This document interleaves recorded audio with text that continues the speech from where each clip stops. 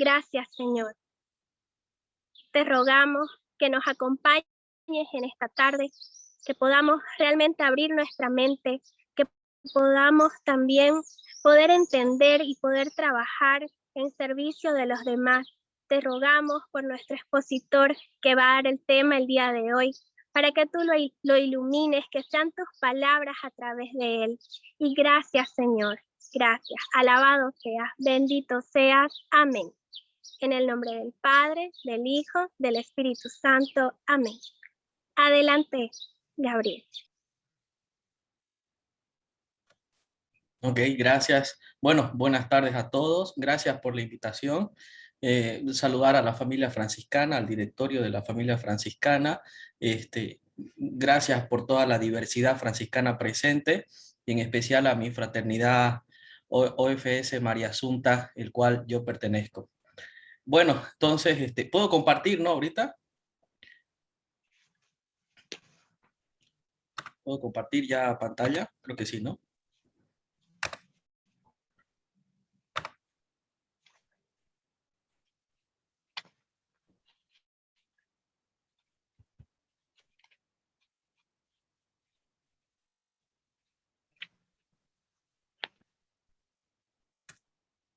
Pues bien, hay un enlace, Wendy, por favor, si lo puede compartir aquí al grupo de la familia franciscana y a través de Facebook. Hay un enlace, por favor, en el cual tienen que ingresar. Ahora les comparto.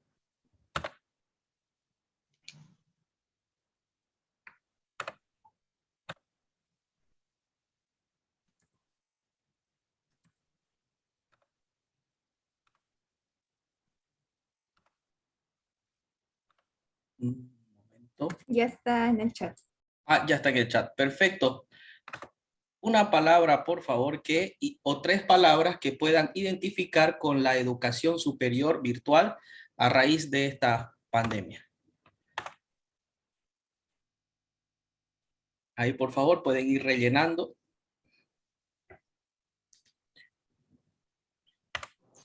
También está compartido en Facebook, ¿no? ¿Me confirman? De repente en el chat del Facebook. Y ya está. Ok.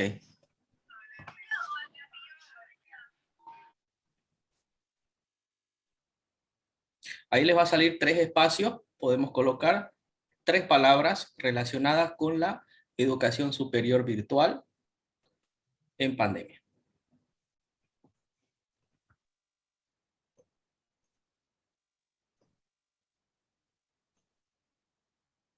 ¿Y dónde se pone? Luego le dan ahí donde dice Submit. Al final, después de poner las 3 palabras, le dan Submit, ¿no?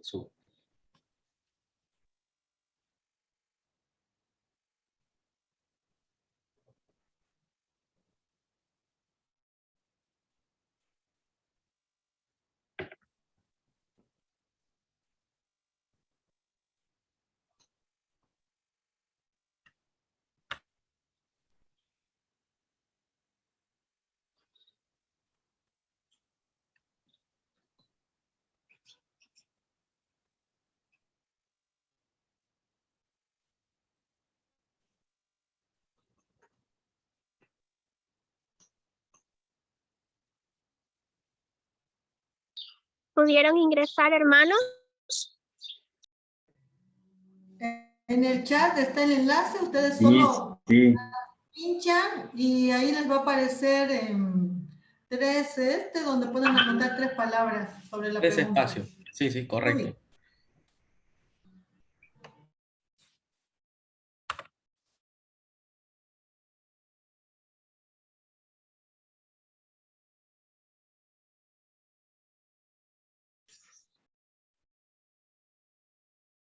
Bien, a ver, esperamos 2 minutos.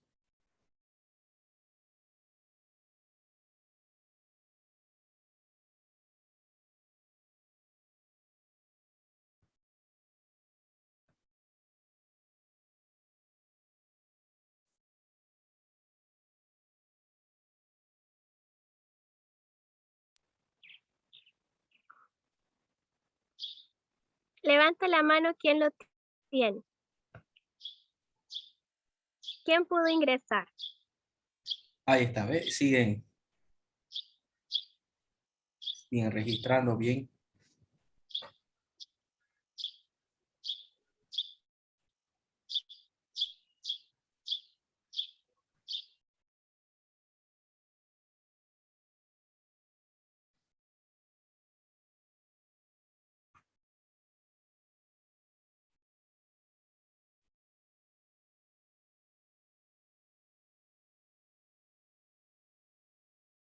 Muy bien, creo que hasta ahí sería. Bueno, estas son las palabras que la mayoría del público está asociando con la educación superior virtual. La palabra que más identificamos acá, mire, es tecnología. Tecnología. Luego tenemos enseñar.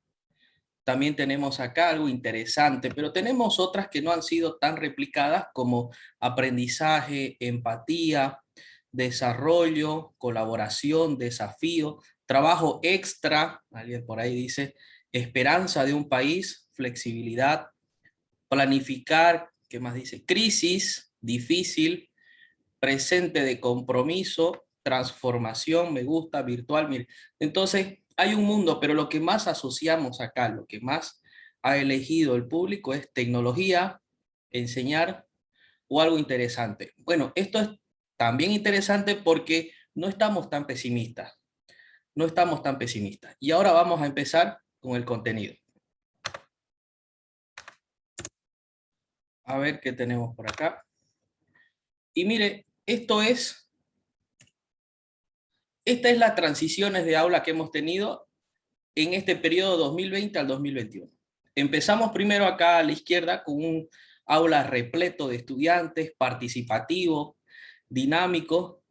Luego nos dijeron que tenemos que abandonar el aula. No hay que ir porque nos podíamos enfermar del COVID. Y luego terminamos teniendo un aula netamente virtual, donde no hay ningún contacto físico, simplemente todo es virtual. Pero vamos a empezar con los cambios positivos que ha tenido, luego vamos a continuar con los cambios negativos de esta educación virtual, para luego finalizar con propuestas, a ver, ¿qué podemos decidir? Entonces vamos primero con los cambios positivos. Uno de los cambios positivos es la comodidad en casa. Esta educación virtual nos ha dado un poco más de comodidad. ¿Por qué? Porque nosotros podemos ahora, ojo, vamos a recalcar que esto es en educación superior, en la universidad, donde elegimos cuándo, dónde y cómo pasar las clases. Lo bueno de esta comodidad que tenemos también el poder de repetir las lecciones. Y por último también es más seguro. No tenemos la inseguridad de que nos pueda pasar algo en el trayecto, en el transporte de ida a la universidad, al espacio físico. Una comodidad entonces sería una cualidad positiva. También tenemos que la educación superior tiene como cualidad los costos reducidos. Entonces no hay transporte a la universidad porque todo se maneja virtual. Se eliminan o disminuyen los gastos de universidad, meriendas que uno que tenía que presupuestar para estar en el tiempo de clases. Los papeleos también se disminuyen, libros, fotocopias, cuadernos, material de escritorio. Entonces reducimos estos costos. Otro aspecto positivo de esta educación virtual es que ahorramos tiempo. Como vemos en la imagen, ahí hay un estudiante o profesional casi malabarista en cuestión de deporte, familia, calendario, trabajo. Entonces, ahorramos tiempo en distancias, en comunicarnos, tenemos mayor interacción gracias a la actividad online y también tenemos más tiempo para compatibilizar el estudio, el trabajo y la familia. Entonces, hay un ahorro de tiempo acá al llegar a esta educación virtual. También se cuenta con una formación un poco más personalizada, porque así lo requiere la misma virtualidad. Entonces, tenemos un mejor plan de estudio acorde al estudiante o acorde a las circunstancias de la carrera. Una universidad que se ajuste a tu sentido tecnológico. Algunas universidades exigen más tecnología, otros menos, entonces tenemos esa diversidad, como así también las carreras.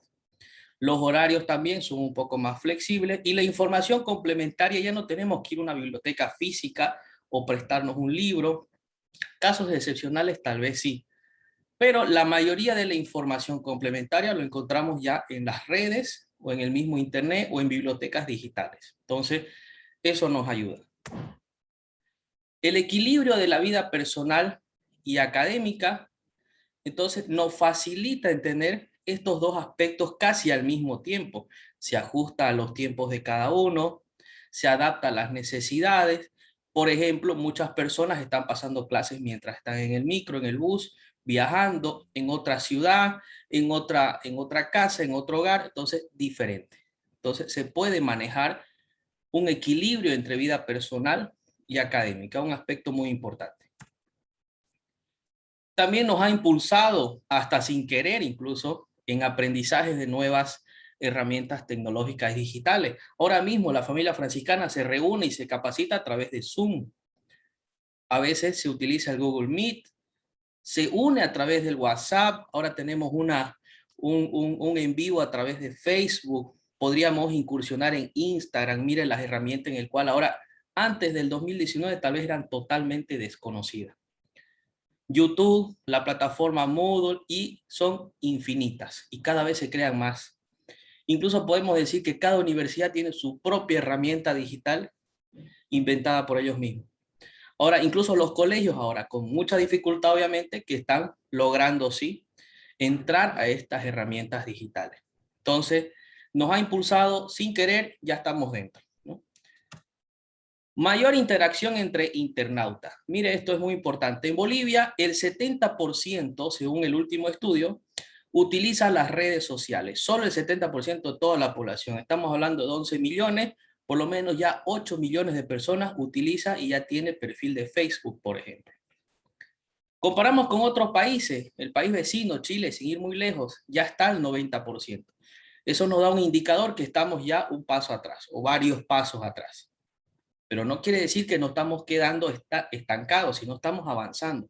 Tal vez un poco más lento, con más dificultades, pero estamos avanzando. En promedio en Latinoamérica, el uso de las redes sociales es el 82%. ¿En qué asociamos esto a la parte académica?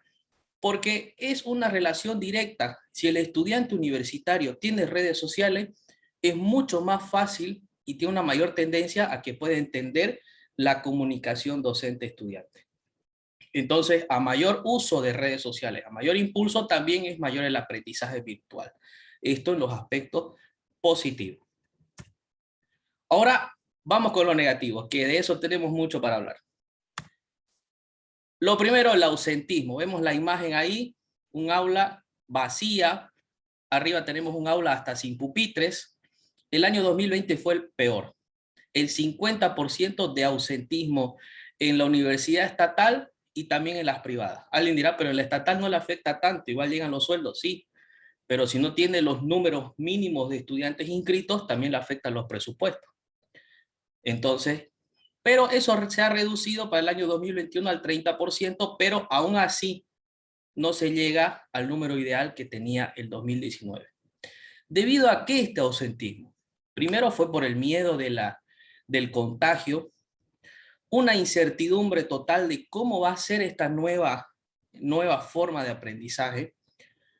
Tercero, porque no se reactivaba la economía. Ahora estamos queriendo reactivar nuevamente, pero aún así no lo sentimos igual que el 2019. Y un miedo también al manejo de la tecnología, que no encuentro el botón, que no encuentro la tecla y ya perdemos ahí el entusiasmo. Entonces, el ausentismo es un factor muy negativo dentro de esta tecnología.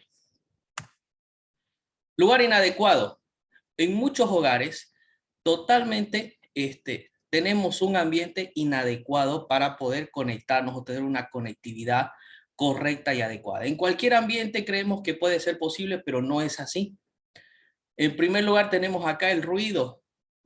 Totalmente. En el aula física no teníamos estos ruidos, o por lo menos eran pocos. La comodidad, miren por ejemplo en la imagen cómo está, ¿no? Sentado así, totalmente incómodo. No tenemos esa cultura de comodidad primero. Como sea, pasamos las clases y listo. Incluso docentes también que como sea pasan las clases. Eso es algo para corregir. La tecnología adecuada tampoco no ayuda. De repente estamos con el celular y no es culpa nuestra, sino que así nos estamos tratando de adaptar a todo sentido. Y un buen ambiente que entienda el lugar de las clases, el lugar de aprendizaje. No existe, eso es lo negativo. Otro negativo que ha traído esta pandemia es la conectividad. Muchas veces no estamos con los dispositivos electrónicos correctos, dependiendo de las materias de la universidad, que necesitan números pequeños, contenidos más pequeños, muchas letras, entonces el dispositivo electrónico no es adaptado. Muchos utilizan hasta un televisor donde puedan compartir el contenido que están viendo, y otros que por la cuestión de recursos estamos a través de un celular. Pero, ¿cuál es el correcto? Habría que ver de acuerdo a la asignatura. Entonces, si tenemos mala conectividad, primero perdemos el contenido. Si ahorita se cuelga, por ejemplo, el internet de alguien, ya pierde qué se avanzó, qué se dijo. Por lo tanto, perdió toda la clase, perdió toda la conferencia. Y por último, perdió el interés. Entonces, la conectividad es un factor altamente negativo en esta virtualidad. Otro aspecto negativo que existe es la distracción en casa. La familia, que a veces no está adecuada a que el papá, la mamá, el hermano, el hijo estén quietos permanente en un computador, pasando sus clases en un celular. Entonces eso hace que se haya una distracción en casa. El hogar, tal vez el ambiente y las circunstancias no son buenas. La iluminación, que eso puede afectar hasta físicamente. Se distraen también con el teléfono móvil al lado. Mientras miramos aquí la disertación, estamos con un teléfono. Existe una distracción, cosa que no pasaba en una clase presencial. Imposible que los padres de familia entren al aula, o que no haya una iluminación buena. Eso siempre ha habido. Y los teléfonos es prohibido, lo sabemos. Otro aspecto, mire acá, alimentación. Estamos comiendo mientras pasamos la clase. En presencial no existía eso. Peor tener un televisor al lado. Y un riesgo que no podemos igual controlar es que las personas estén en otras páginas o realizando otras actividades digitales o virtuales. Entonces, es un factor muy negativo. Otro factor negativo en el aprendizaje son las limitantes en técnicas lúdicas. ¿Qué es lúdico? Que significa juego. Entendemos que incluso desde colegio hasta la universidad, el aprendizaje con juegos es el mejor. ¿Y qué más perdemos con esto en las cuestiones lúdicas? Perdemos una recreación pedagógica. Hemos perdido con la virtualidad la recreación artística. ¿Cómo podemos enseñarle al estudiante a hacer buenos trazos de pintura, buenos dibujos, buenos deberes, buenas presentaciones escritas? Ahora están cada vez las letras más feas. Entonces, la recreación deportiva, le preguntaba recién a un familiar que está en colegio, ¿y cómo pasas educación física? No, me ven ahí, yo tengo que hacer con la pelota para arriba y me califican, eso es mi examen. Entonces, totalmente perdido el ambiente deportivo. Recreación turística. Ahora mismo estamos en la Feria Expo Cruz. ¿Cuántos colegios iban en buses con sus profesores a enseñarles sobre el ganado, sobre los emprendimientos, los vehículos? Entonces hemos perdido eso. Recreación ambiental. Paseos al jardín botánico, paseos al río, paseos en otros pueblos. Entonces, y recreación comunitaria, la relación personal entre compañeros también. Totalmente perdido con la virtualidad, casi imposible de recuperar. Limitantes en la corrección que requiere presencia física. Entonces aquí mire cómo vamos los profesores a corregir un error en un laboratorio químico, en laboratorio de física, electricidad, mecánica, odontología. En todas estas carreras, totalmente complicado que el docente pueda corregir errores. No se puede. Suturar en medicina, arquitectura, a ver, estás poniendo mal estas maquetas, botánica, biología, entonces es totalmente complicado. Se necesita la cuestión física que lo virtual no lo tiene. Otro aspecto negativo es el aislamiento social. Genera un sedentarismo infanto-juvenil, Muchos casos ya existe de depresión de los estudiantes, incluso de docentes administrativos, personas que trabajan desde casa.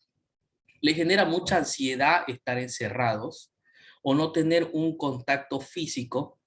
Se pierde la comunicación. Ahora, si ustedes ven, los jóvenes no pueden escribir a veces un párrafo, pero sí saben cuál emoji es el adecuado para esa frase. Entonces, se pierde el sentido de comunicación correcta y adecuada. Se aumenta la timidez, no pueden entablar una conversación, no pueden iniciar un saludo. Afectividad, no controlan emociones y sentimientos, igual no saben cuál es el sentimiento adecuado para tal momento. Entonces, este aislamiento social ha sido generado a través de la educación virtual. Genera también una supervisión simultánea. Si bien acá hay un niño, pero igual en la universidad necesitan a alguien que esté todo el tiempo al lado de esa persona, que le ayude, mire, con la conexión, con un dato, con una información, y se pierde tiempo, se pierde espacio, dinero. Se necesita un especialista para colaborar a esa persona que está aprendiendo, porque no todos saben el método adecuado de enseñar a una persona. Se aumenta el estrés y se necesita alguien con pedagogía, como le decía, un método educativo que pueda llegar a generar el conocimiento adecuado, a ayudar a esa persona a entender. Entonces, muchas veces escuchamos que una persona mayor dice, enséñame a utilizar el WhatsApp o el Facebook, a sacar una foto, y le enseña de mala manera. Entonces, ya no hay una enseñanza correcta. Entonces, esto ha generado una supervisión simultánea todo el tiempo. Premura de usos de plataformas digitales. Como vemos en las imágenes, totalmente estresados. No encuentro la tecla, el botón, cuál tengo que hacer. Y eso hace que me estrese. Y este estrés ha generado también en los hogares mucha violencia familiar, violencia de hogar.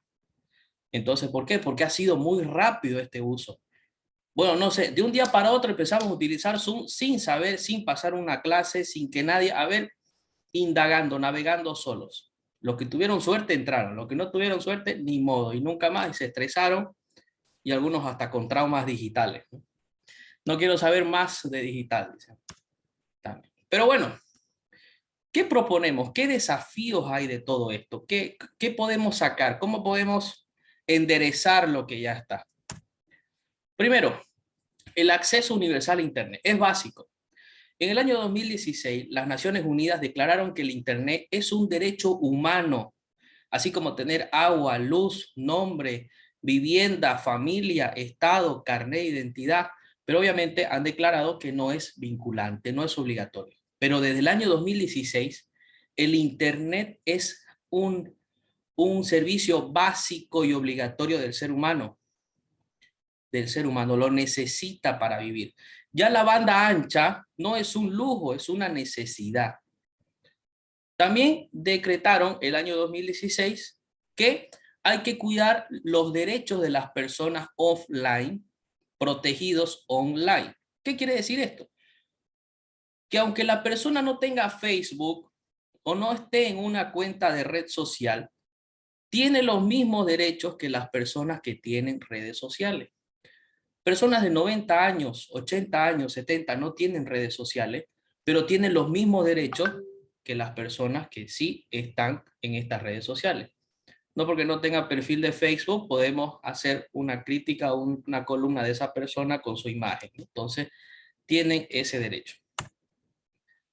Otra propuesta y desafío que se tiene para nuestro país es la capacitación de actores educativos en el uso de las TICs, de las tecnologías. Esto para los docentes, estudiantes, administrativos. Entonces, alguno dirá, pero yo no enseño nada y yo no aprendo, yo no soy estudiante matriculado. No, todo el tiempo en las redes sociales existen cursos de todo tipo. Y ahí somos estudiantes, estemos matriculados o no. Y todos también podemos enseñar algo. Mire, tantas personas que no saben instalarse, por ejemplo, un WhatsApp. Y si usted lo sabe, puede grabar un video, lo sube a YouTube y ya es un docente. Ya enseña. Si ustedes supieran cuántas personas buscan en Internet cómo descargar WhatsApp. Y sale un video sencillo, un video que fue una producción en Santa Cruz, vamos a tener bastante agradecimiento y vamos a servir de mucho. Entonces, esta capacitación es un desafío para todos. Tenemos también los hábitos de aprendizaje en casa. No todos estamos con buenos hábitos. Mire, por ejemplo, yo he visto en muchos hogares donde almuerzan, pasan clase, se reúne la familia, juegan, hacen de todo donde almuerzan. Yo recuerdo como experiencia personal, no sé si alguien conocerá el proyecto Oscar que existía hace unos 10 años atrás en La Paz. Yo fui voluntario ahí y ahí el padre Roberto, que era el director de la obra, nos enseñaba muy bien a todos a crear ambiente. Nos decía, si usted va al comedor, le va a dar ganas de comer. Decía. Si usted va a la biblioteca o al aula, le va a dar ganas de leer o estudiar o hacer su tarea. Entonces, uno tiene que crear su propio ambiente. Si yo me pongo a hacer mi tarea en el comedor, pues voy a hacer mi tarea comiendo. Si yo me pongo a hacer mi tarea en mi cuarto, en mi cama, pues luego voy a terminar durmiéndome. O hacer mi tarea viendo una película, ¿cuál voy a hacer? Entonces, tenemos que crear hábitos en casa. No podemos estar en el mismo ambiente haciendo todo. Incluso en un cuarto se puede crear espacios pequeños. Esta esquina es para estudiar, esta esquina es para comer, esta esquina es para dormir. Entonces, el hábito no es solamente también ambiente, sino crear una cultura de familia en el cual la familia entienda que hay espacios para todo, ¿no? Espacios para todo. Entonces, tenemos que aprender de esta virtualidad a organizarnos en casa. Por último, lo que comentaba aquí con la hermana María Esther, en un momento decíamos, ¿qué pasa con los estudiantes que han salido a bachiller el año 2020? ¿Qué pasó con ese conocimiento, a veces hasta desastroso? ¿Cómo aseguramos que ese bachiller ha entendido todo lo de sexto de secundaria? O los profesionales que han terminado el año 2020 todo virtual. ¿Cómo aseguramos de que esos son buenos profesionales? Entonces, asegurar el verdadero aprendizaje virtual luego de la formación académica. ¿Qué quiere decir esto? Tener las herramientas adecuadas por asignatura. No todas las materias utilizan Excel, no todas las materias utilizan PowerPoint, no todas las materias necesitan presencia física tampoco o virtual. Entonces, es un análisis extenso, no todo puede ser virtual o todo presencial. Otro dato importante acá que afecta a este aseguramiento de aprendizaje es el tiempo correcto de clase. En muchas universidades ahora mismo se están pasando 3 horas de clase por día. Imagínense eso. Creemos que el estudiante está despierto, atento 3 horas. Si ni siquiera una película de Marvel pueden estar atentos 3 horas. Peor a su clase. O una película de cualquier índole, no pueden estar 3 horas. Entonces hay que tener las pausas correctas, los tiempos adecuados, no solamente por dar contenido y generar. Entonces, estas propuestas tienen que ir de la mano todo el tiempo de forma integral para mejorar dentro de la educación. No podemos quedarnos solamente con decir, ya, empiece todo virtual o empiece todo presencial. Entonces, si aquí como familia franciscana, creo que ya hay actividades presenciales también, ¿no? Cada uno con su parroquia, cada uno con su propia capilla, con su propio grupo. Entonces, eso es lo correcto, combinar la virtualidad con lo presencial. Por ejemplo, no podemos llamar tampoco a una reunión presencial sabiendo que lo podemos hacer por Zoom. No habría mucho sentido. O no podemos hacer una actividad virtual sabiendo que podemos utilizar acá actividades que requieran la presencia física. Entonces, otro aspecto muy importante acá dentro de la educación superior en Bolivia es las leyes. Las leyes no están actualizadas ni adecuadas. Si bien las leyes en nuestro país nos permiten a las universidades la educación virtual, pero no hay un control estricto si es correcta cada materia para hacerlo virtual. Por otro lado, no hay autorización para crear universidades virtuales o digitales netamente, siendo que en otros países como en Colombia, en Chile y en Brasil, tienen ya universidades totalmente virtuales. ¿Qué ha pasado en Bolivia con la virtualidad? En el año 2018, 2016, se propuso, y estuve yo en el equipo que propuso dentro de la Facultad de Contaduría Pública, que Contaduría sea la primera carrera virtual en el país. El año 2018, antes de la pandemia. Nadie se imaginaba de esto. Entonces propusimos y en 2018 se autoriza y se crea la carrera virtual. Fue la primera en el país. En el año 2016, la Gabriel también crea la primera maestría en educación superior virtual, el cual yo fui partícipe de esa maestría también virtual en el año 2016, fue la primera. Pero de ahí se estancó. Lo peor es que ninguna ley aprobaba que las universidades privadas sean virtuales, siendo que existen universidades que se llaman a sí mismo tecnológicas, ¿no? Entonces, si las leyes no nos abren el camino para abrir, o las universidades no proponen estas leyes para mejorar, vamos a seguir estancados y con los mismos problemas. Entonces, gracias aquí más bien a la familia franciscana que estamos hablando de estos temas y que podemos sacar acá propuestas que nos sirvan para mejorar, ya sea en leyes, en aprendizaje, en contenido o en actividades. Y con eso concluiría mi tema correspondiente. Gracias a todos por su atención. Y quedo atento a las preguntas. Muchísimas gracias, licenciado Gabriel. Agradecemos la exposición que nos ha hecho ver aspectos positivos, negativos y propuestas. Bueno, ahora vamos entonces a la área de preguntas. Si alguien desea preguntar o quiere intervenir, por favor, si puede levantar la mano. Entonces aquí tenemos a la hermana Carmen Gloria Ugarteche. Por favor, adelante, hermanita. Buenas tardes, muchas gracias. Bueno, primero saludar a Gabriel, me alegra mucho verlo también, lo conozco, como dijo Rocío ayer, desde chiquitito, así que es un gusto verlo y escucharlo también. Yo quiero aprovechar lo último que él acaba de compartir. Gabriel, te hago la consulta. De acuerdo a tus investigaciones, entiendo de lo que sucede con Colombia, Chile, que has mencionado que tienen universidades virtuales como tal. ¿Cuál crees tú que es la experiencia de estas personas que se forman con esa modalidad, que concluyen una carrera con esa modalidad virtual, cuando ya toca ejercer su profesión? ¿Será que también van a desarrollar trabajos virtuales? ¿O es que aquel que ya se enfrente a desarrollar su trabajo codo a codo con otro?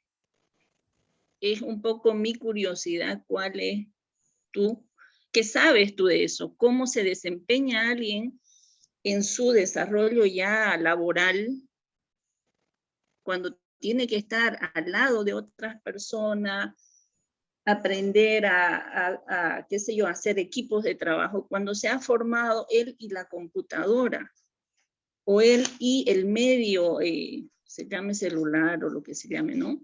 Me gustaría escuchar tu criterio o qué sabes de eso. Claro que sí, gracias Gloria, saludos igual, nos conocemos de hace mucho tiempo, gusto de verte.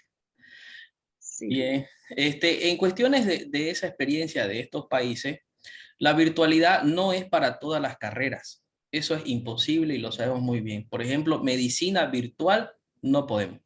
A lo mucho, en el ejercicio profesional de un médico podrá hacer una consulta muy básica, ¿no? Pero después ocultar al paciente es imposible. De repente podemos hacer consultas en cuestión de derecho, en contaduría pública, en ciencias económicas, en lo que es trabajo social. De repente sí, existen un buen producto profesional, sí. pero existen otras que no y nunca lo van a hacer. Una ingeniería mecánica, por ejemplo, una ingeniería civil, un arquitecto, imposible, imposible. Pero la experiencia de las carreras que no han necesitado tanta la virtualidad, digo que no han necesitado tanta la presencia física, ha sido muy buena, es muy similar. Por ejemplo, nosotros acá, no creo que todos los que estemos conectados sea la primera vez que estamos en una capacitación, ¿no? O en una conferencia. Hemos estado en muchas conferencias tal vez y hemos adquirido muy bien el aprendizaje. Entonces, la virtualidad sirve, pero para ciertos ámbitos, ciertas carreras, ¿no? O ciertos conocimientos. No es para todos, ¿no? Pero aún así, estas carreras virtuales no han sido aprobadas en nuestro país todavía en forma general. O sea, no existen leyes en nuestro país que digan, sí, ustedes van a hacer de forma virtual todo esto. Todo ha sido al calor de las cosas. Todo ha sido al calor del momento. Entonces, la experiencia que yo le puedo sugerir, le puedo comentar, es que las carreras que sí han utilizado perfectamente la virtualidad, no han necesitado la presencia física, les ha ido muy bien. No hay ningún problema con eso. Ok, gracias. Gracias, Gabriel. Okay.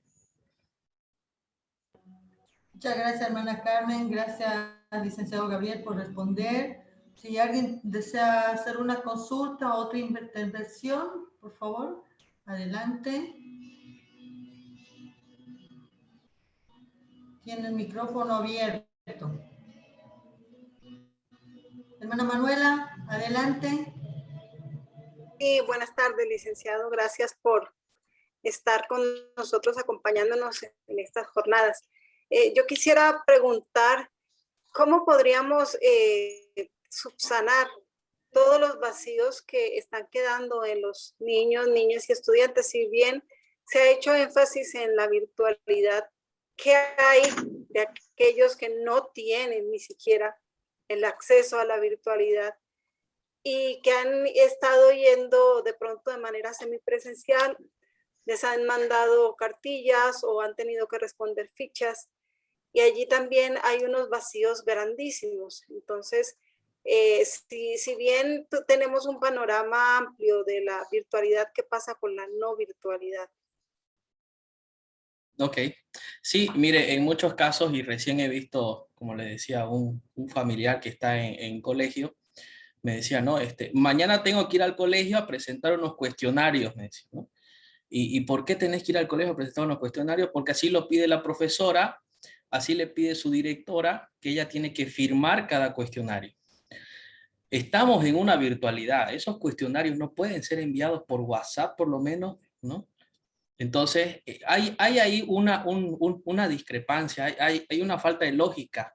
O sea, si hay colegios en la ciudad que pueden permitirse la virtualidad, pues se lo permite. En cuestiones ya en provincia, en el campo, en lugares alejados donde el internet es bajo, no hay los recursos tecnológicos, pues entonces se tienen que emplear casi métodos antiguos, ¿no? Me comentaba mi abuelo, por ejemplo, que tiene 90 años y fue docente por 50 años, me decía que a veces incluso el profesor iba hasta la casa del estudiante en el campo, donde en esa casa se reunían 2, 3 personas. Entonces, en esos casos, obviamente se necesita la presencia física, ¿no? Ahora, en cuestiones de nuestro país, en las leyes, todos sabemos acá que en cierto tiempo se dijo que a todos los profesores de colegio se le iba a regalar una computadora. Y llegó la computadora con el sello, y al final resulta que no era de ellos, era del colegio y que tenían que devolverlo, ¿no? Entonces, igual creo que a los estudiantes quedó esa idea. En la Gabriel quedó igual la idea de la computadora, de entregarla al profesor, pero resulta que tampoco era de ellos, era de la universidad. Entonces, ¿qué es lo que tiene que hacer el Estado acá? Primero, antes del equipo tecnológico, perdón, creo que se me fue la cámara, ahora sí. Antes del equipo tecnológico, tiene que asegurar el Internet en todo el territorio nacional, en todas las poblaciones. Nosotros salimos un poco de la guardia y el teléfono ya no hay conexión. El mensaje llega al otro día. Entonces, ya en 2016 se declaró que se declaró que el Internet es un derecho humano. Si en Bolivia supuestamente tenemos un satélite, no aplicamos ese satélite para todo el territorio nacional, entonces estamos, no sé, 2 pasos atrás con eso. Primero, asegurar el Internet, y luego asegurar la tecnología, y luego otros procedimientos. No hay un análisis exhaustivo de cada colegio, de cada universidad. A ver cómo está viendo este tema. Este tema requerirá presencia física, requerirá lo virtual. Entonces, falta ese análisis también. Entonces, resumiendo la respuesta a la pregunta de la hermana Manuela, sería primero, asegurar el Internet en todo el territorio nacional, asegurar la tecnología y hacer un análisis de asignatura por asignatura. ¿Qué es lo que se debe hacer? Entonces, son esos 3 aspectos que habría que afianzar. Gracias, doctor. Y también lo digo por qué hacemos con los que ya no recibieron las clases y que están pasando sin saber nada. Tenemos que hacer algo como sociedad para que nuestros niños y nuestros jóvenes que no han tenido acceso a la educación en este tiempo de pandemia puedan nivelarse o puedan desarrollar las capacidades que no pudieron desarrollar, porque no es tan fácil como que se implemente la tecnología. Bueno, si Dios quiere, ojalá, bendito sea Dios, si se implementa la tecnología para todo el país mañana y todos tienen conexión a internet y a todos les dan. Pero han sido 2 años que prácticamente los niños que no tienen acceso han perdido esos 2 años de su vida porque no han tenido la oportunidad de salir adelante.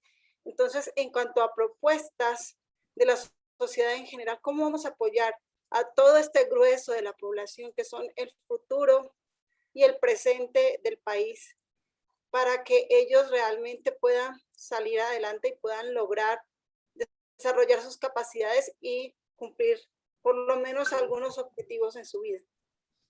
Sí, claro que sí. Como una propuesta y un desafío, el Estado, a través de los colegios y las instituciones educativas como el Servicio Departamental de Educación, digamos, tiene que tener cursos de nivelación para estos estudiantes. No solamente salió al colegio y empecemos su trámite de título, ¿no? Y paga acá la boleta. Entonces, no, tiene que haber, como dice la hermana Manuela, es cierto, tiene que haber una escuela o un ambiente de nivelación para los bachilleres, incluso de nivelación en las universidades, que no existe, ¿no? Recuerdo un año en UTEPSA, que también doy clases ahí. Claro, empezó la pandemia y todos estamos perdidos, docentes y estudiantes. Entonces el rector, ¿qué dice? Bueno, vamos a hacer una semana entera de capacitación para todos los estudiantes y docentes. Y fue una buena idea, fue una buena propuesta. Muchos se lo perdieron, pero hicieron la mayoría. Es lo mismo que tiene que replicar el Estado. Se perdió, como dice el año 2020, se perdió el 2021, pues el 2022 tiene que haber la nivelación para esos 2 años. Y ya tenemos una experiencia en nuestro país a través de los SEMAS. Los SEMAS hacen secundaria en 2 años, y no es que no lo conozcamos, tenemos esa experiencia. Entonces, replicar esa experiencia de SEMA para esta nivelación, eso podría ser una idea magnífica, ¿no? Muchas gracias. Okay. Gracias, licenciado Gabriel. Gracias, Manuelita. Muchísimas gracias por la intervención. ¿Alguno de los participantes quisiera preguntar o intervenir? Estamos en preguntas y respuestas. Adelante.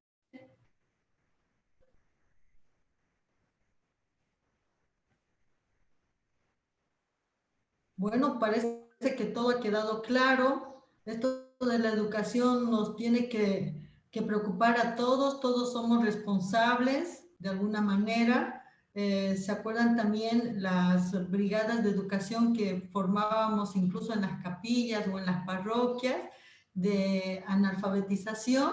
¿No? Yo creo que tal vez también podríamos empezar a impulsar eso para preocuparnos un poquitito para que nuestra comunidad pueda también tener ese acceso, ¿no?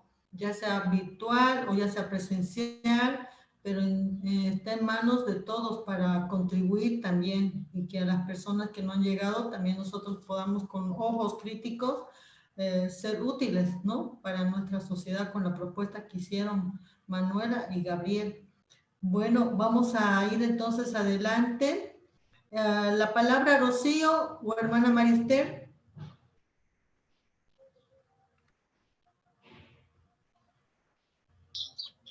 Hermana María Esther. Hermana María Esther, tiene la palabra, su micrófono, por favor.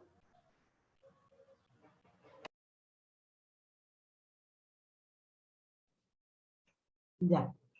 Bueno, licenciado Gabriel Alpiri Hurtado, realmente nos sentimos honrados con su presencia y con este compromiso en la corriente franciscana que nos hermana más todavía y nos alegra este aporte de su generosidad para crear conciencia y asumir la responsabilidad colectiva, la responsabilidad conjunta, que creo que hay mucho terreno para construir en ese espacio. La toma de conciencia, a veces la indiferencia, ayuda a la marginación y a la no resolución de problemas que son candentes y humanos necesarios, ¿no? Usted hablaba de la universidad, pero yo tengo mucho contacto con los pequeños de las escuelas de primaria, ¿sí? Es tremendo el bache que tienen, incluso esto que usted nombraba, cómo afecta las relaciones, toda una serie de consecuencias nefastas para el crecimiento de nuestros niños. Entonces sí que me parece, por lo menos a mí me tocó mucho, y digo, bueno, algo más tenemos que hacer. Todavía no sé qué, pero ha dejado la semilla y la inquietud por sentirnos corresponsables en esta búsqueda de soluciones equitativas, ¿no es cierto?, para que todos puedan beneficiarse de la cultura y no solamente esta pelea con online, no online, y estas meteduras de pata que en vez de facilitar, bloquean más el que la gente, las personas, los niños y jóvenes puedan seguir avanzando, ¿no? Muchísimas gracias en nombre de todo el equipo y bueno, vamos a seguir contando siempre con su inspirado apoyo. Gracias, que Dios le bendiga y que siga siendo una fuerte palanca para animarnos a todos a ponernos en acción solidaria, humana y evangélica. Gracias. Gracias, hermana María Esther. Gracias, licenciado Gabriel. Vamos a continuar con 2 puntos más.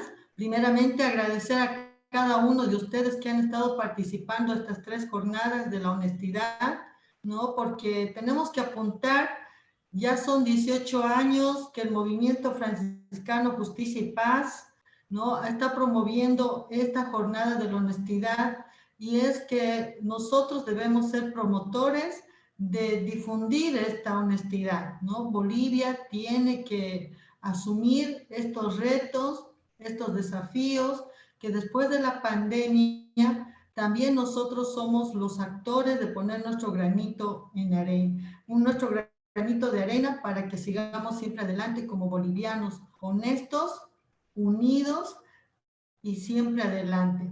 Bueno, vamos a continuar con un pequeño video y después con una oración final, y bueno, vamos a pedir la bendición del hermano César, que está desde Naranjal, ¿no?, con nosotros, de Montero, Santa Cruz.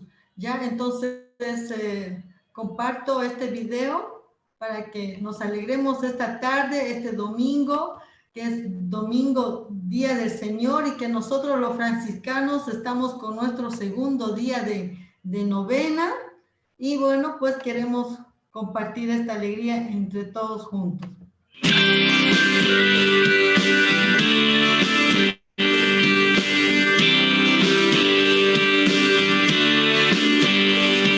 Seguimos riendo, seguimos cantando, seguimos soñando como hacíamos ayer. Ahora todo es distinto, pero nada ha cambiado. Ahora ya sabemos cuánto nos queremos. Nada volverá a empezar, porque nada ha terminado. Seguiremos siendo igual, pero mucho más humanos. Cuando pase la tormenta, volveremos a abrazarnos. Esta vez mucho más fuerte, esta vez mucho más rato.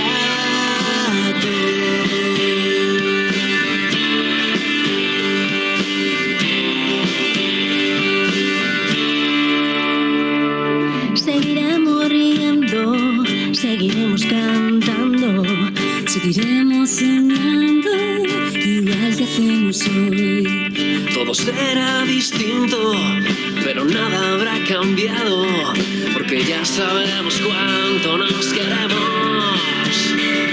Nada volverá a empezar, porque nada ha terminado.